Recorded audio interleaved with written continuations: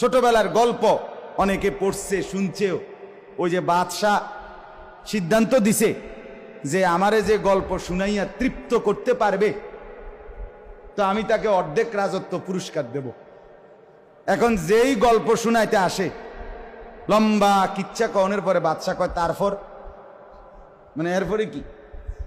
এখন বাদশাহ যত লম্বা ঘটনাই কক, হেতে কয় তারপর, অন কিরণ বেটা তো আর নাই।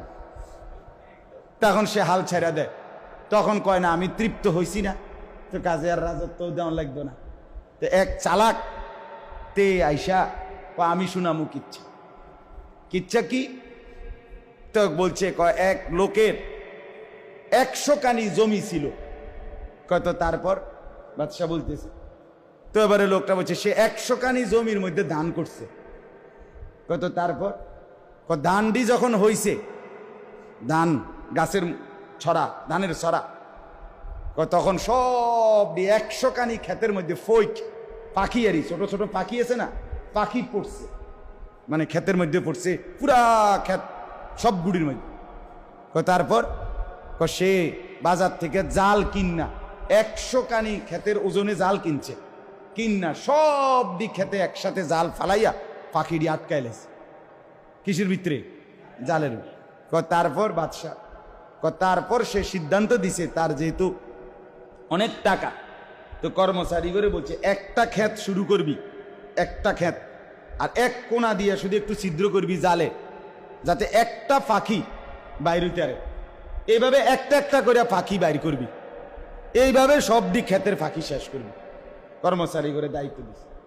বাদশাহ কয় তারপর প্রথম এই শুরুতে এক কোনা দিয়া ছিদ্র করিয়া, মানে সিরা, তো একটা পাখি ফুরুত করিয়া বাইরে হয়ে গেছে। তারপর ফুরুত, মানে আরেকটা, তারপর ফুরুত, তারপর ফুরুত, এইবার বাতিজার ফুট। তুই কতক্ষণ কইতে আরো তারপর, হেইতে কতক্ষণ কইতে আরে ফুরুত, বুঝেন নাই কথা? এইবার সন্ধ্যা হয়ে গেছে, বাদশাহ কয় তারপর, হেতে কয় ফুরুত, মানে আরেকটা বাড়িছে। সন্ধ্যার সময় বাদশাহ বলতেছে শেষ হয়েছে না? কয় না, হবে 2 ক্ষেত গেছে, আরো ক্ষেত তো 100 কানি ক্ষেত। তো আমি ঘটনার এর পরে না পরেরটা কম, আগে তো ফাঁকি কি হইতেইব, শেষ হইতেইব। তো তুমি বাতিজার ফুটছে কতক্ষণ কইতে আরো, তারপর আমিও কতক্ষণ কইতে আরি ফুরুত, তোমারে দেখাই দেব। এরপরে বাদশাহ কইছে আমি সন্তুষ্ট, যা আর লাগতো না বাবুরে, তোমার এই ফুরুত আমি বুঝছি শেষ হইতো না। আপনারা এই ঘটনা আগে শোনেন নাই? হায় হায় করছেন কি তা আপনারা? আমি তো অনেক আগে শুনছি এই কিচ্ছা। যাই হোক, তো বললাম গল্প এমনই হয়, মানে বানোয়াটি কথা, ঠিক কিনা বলেন না? আজে বাজে কথা। এক দেশে এক রাজা ছিল, রাজার একটা ছেলে ছিল।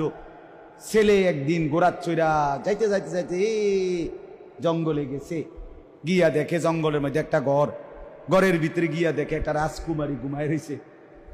এই বেডিরে ঘুমেতে উড়াইয়া কইতে আছে আমি তোমার বিয়া করবো।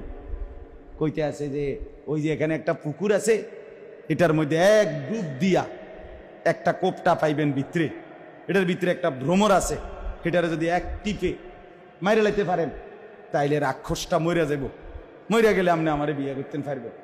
এই বেচারা এই শীতের মধ্যে দিছে ডুব। এই সমস্ত কাহিনী কিচ্ছা, এগুলোই গল্প, বানোয়াটি কথা।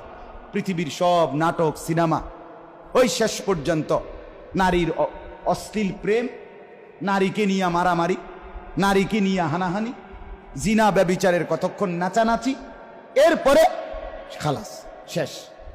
এছাড়া আর কিছুই না বাপ।